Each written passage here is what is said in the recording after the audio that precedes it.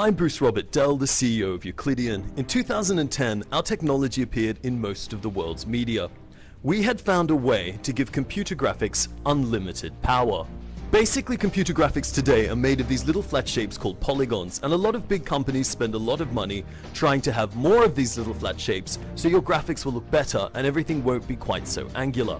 There is a better way to do computer graphics which is used in medicine and the sciences, and that is to make everything out of tiny little atoms instead of flat panels. The problem is this particular system uses up a lot of processing power, so the more objects you have on the screen, the slower your computer will run. Having 4 or 5 detailed objects will run just fine, but you certainly can't do a level of a game. We got a lot of attention because we made the claim that we could run unlimited little 3D atoms in real time. To understand this claim, you need to consider the state of the industry. There's lots of large companies that are pouring billions of dollars into trying to increase the polygon count. At present, they seem to be able to increase it by about 25% a year. If any of these large companies was to suddenly come out with 10 times more polygons than their competitors, that would be enormous news.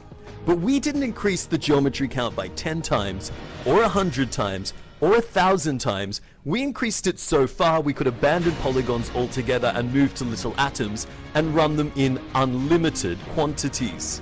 If what we said was true, then it was the largest breakthrough since 3D graphics began. 2 months after announcing it, we declined all further interviews and then completely disappeared.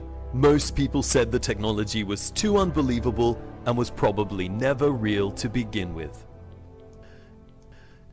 It's been 1 year since our disappearance, and a lot of people are asking what's happened to us. Well, we're not finished yet, but we'll give you an update as to our present level of advancement. We've made a little island. The island is 1 kilometer square. This island is made of 21,62,352,435,000 polygons. In the graphics industry, everyone's used to using polygons, so we thought we'd build a polygon converter. By converting polygons to unlimited detail point cloud data, you can then run them in unlimited quantities. We've converted them at a rate of 64 atoms per cubic millimeter. If you're not sure how small a cubic millimeter is, that's a rate of 1 million atoms per cubic inch. If you're still not sure how small that is, these are grains of dirt. In fact, there are 15 million converted polygons in every square meter of dirt, which means in 1 cubic meter of dirt, we have more polygons than you will find in any game that doesn't use procedural generation. Graphics are definitely getting a lot better. If you compare Crysis 1 to Crysis 2, you see nearly double the polygon count. But things still don't look realistic. That's not the fault of the artist. In fact, we're eager to see what happens when we give our technology to real artists in the games industry.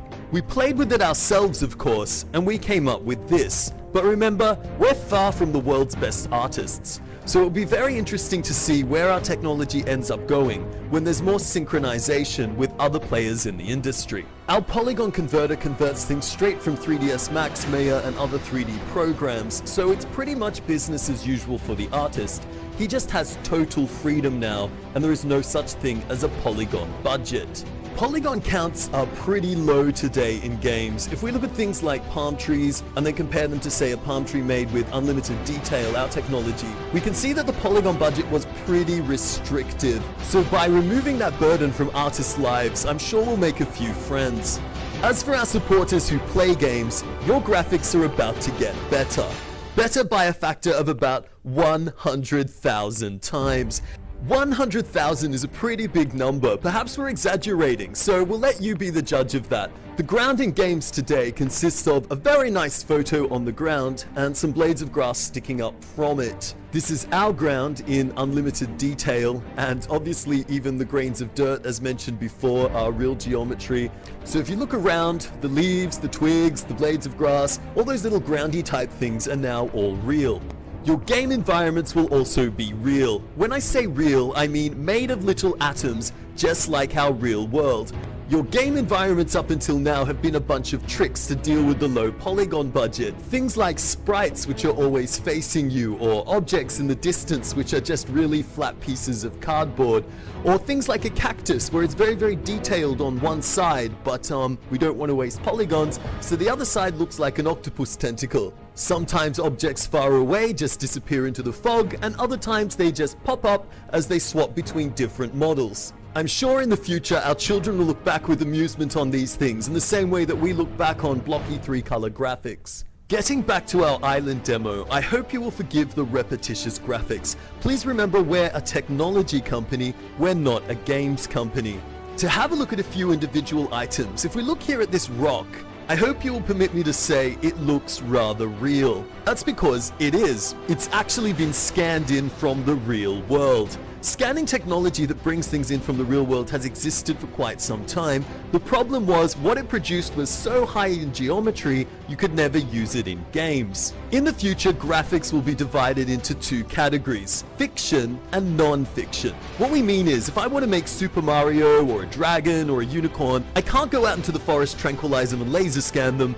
They're not there. So I need an artist to do that. So the artwork that doesn't exist we call fiction. That means it's made by an artist. This tree is fiction. It's been made by an artist. It's not laser scanned in. The rock, on the other hand, is non-fiction, and the cactus is a hybrid of the two. To make this cactus, we didn't have any cactuses that looked this way in our little part of Australia. The cactuses that we had weren't quite as interesting. So we took the pieces of them, we twirled them around to make circles, and then we added some dry leaves on top, which we changed the color of. If we were a little bit more creative, we would have taken the wings of a swan and put them on a tiger, but we didn't think of that at the time. This island demonstration shows our present level of technology, but that level is far from complete.